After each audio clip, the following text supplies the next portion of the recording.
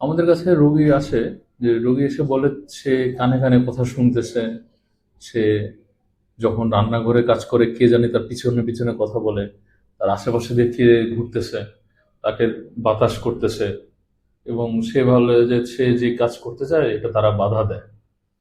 এবং সে বিশ্বাস করে কেউ তাকে তাবিজ করছে, কেউ তার ক্ষতি করতে চায়, কেউ তাকে মারতে চায়। এবং সেই সাথে মাঝে মাঝে বলে যে কানে কানে এসে ডাক দেয়, এই ধরনের কথা বলে। এবং সেই সাথে সে প্রচন্ড ভয় পায়।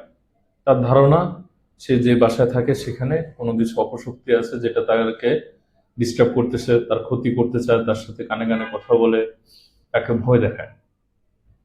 এবং এইটা থেকে সে পরবর্তীতে যেটা করে সেভাবে, যে এটা জিন ভূতের কাজ বা বাতাস লাগছে, যেটা আমাদের দেশে বিশেষ করে গ্রামগঞ্জে এমনকি শহরেও অনেকে বিশ্বাস করে থাকে, তখন তারা দেখা যায় যে কবিরাজ, হুজুর, পণ্ডিত, তান্ত্রিক বিভিন্ন রকম মানুষের কাছে যায়, গিয়ে পানি পোড়া খায়, বিভিন্ন তাবিজ নেয়, বিভিন্ন রকম চিকিৎসা করা।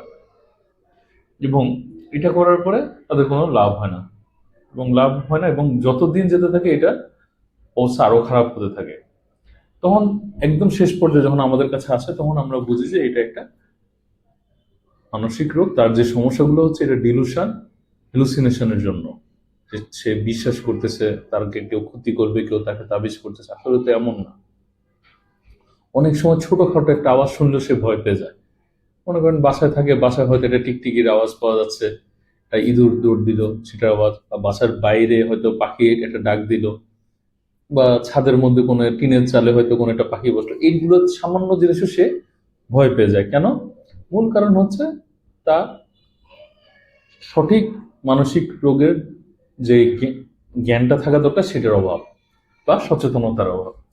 এই সচেতনতার অভাবের জন্য একটা বড় ধরনের মানসিক রোগকে আমরা তুচ্ছ তাচ্ছিল্য করি, এবং সেটাকে জিন ভূতের কাজ চিন্তা করে আমরা একজন, দেখা যায় যে কবিরাজ, হুজুর, পণ্ডিত, তান্ত্রিকদের কাছে যাই, এবং রোগটার আরো জটিল করে ফেলি রোগটাকে।